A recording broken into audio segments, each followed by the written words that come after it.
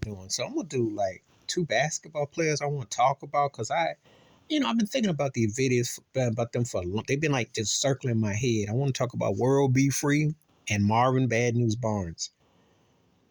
And I'm going to date myself when I say this because I was a young boy when the Buffalo Braves were playing in Buffalo before they became the San Diego Clippers. That's when Bill Walton went.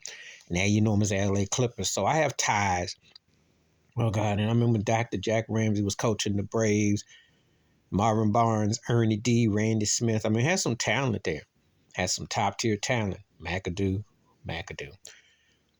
But then I had to think about Marvin Barnes because McAdoo was like a precursor to Dirk Nowitzki and to Kevin Durant, but you could throw Marvin Barnes in there too. I mean, he had an incredible ability to score and had spring, had some Dominique type of spring too.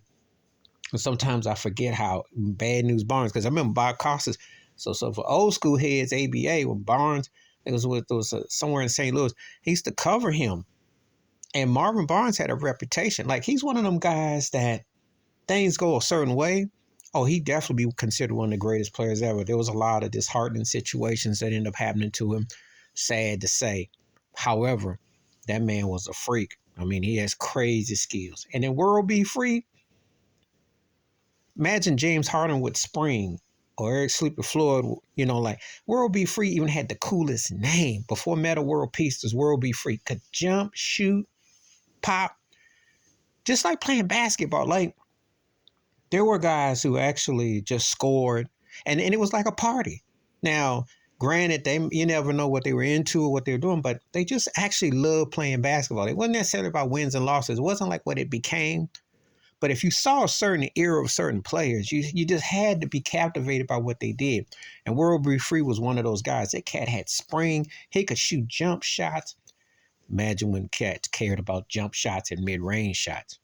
And these guys were two of the baddest cats with just scoring, because everybody else romanticizes Dr. J and George Gervin, and rightfully so. But I'm telling you, Marvin Barnes should have been one of them guys that should have been considered one of the greatest ever. I mean, that's sad. That's kind of like Michael Ray Richardson. I can name you quite a few of them guys that just didn't because different things came up. He was that good. World B. Free was a just straight up scorer. One of them guys that kind of like what Calvin Murphy did, but you put World B. Free in an era with James Harden or Allen Iverson or Stephon Marbury or just guys that shoot and score.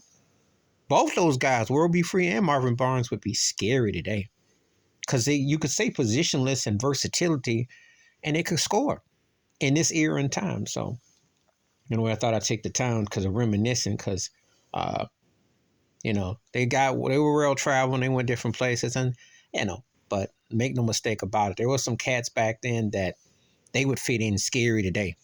Because if it was just the whole agenda is just offense or their athleticism, they would definitely be something. Please like, subscribe, welcome thoughts, comments, and I do respond. Thank you. Wash your hands. Keep your mind clear. Watch out for another shit if you like, and I'm out. Peace.